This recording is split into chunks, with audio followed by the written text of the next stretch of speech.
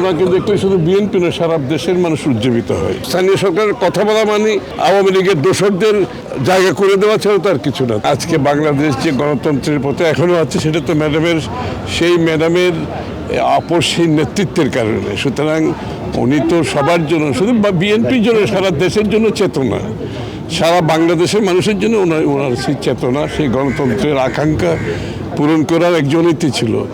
স্বাভাবিকভাবে ওনাকে দেখলে শুধু বিএনপি না সারা দেশের মানুষ উজ্জীবিত হয়। সবাই গণতান্ত্রিক আকাঙ্ক্ষা নিয়ে অপেক্ষা করছে। আজকের বিষয়টা ছিল আমাদের সর্বস্তরের নেতাকর্মীদের কথা শোনার দিন আজকে।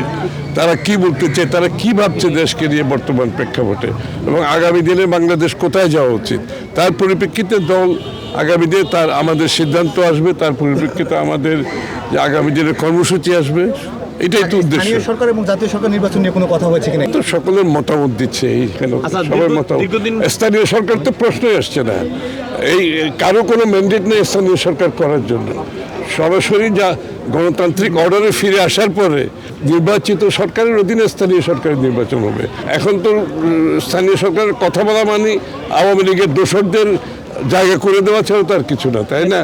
যারা বলছে তারা আওয়ামী লীগের দোসরদের জায়গা করে দেওয়ার জন্য, আর বর্তমান যারা সরকারে আছে তাদের সেই ম্যান্ডেট নাই।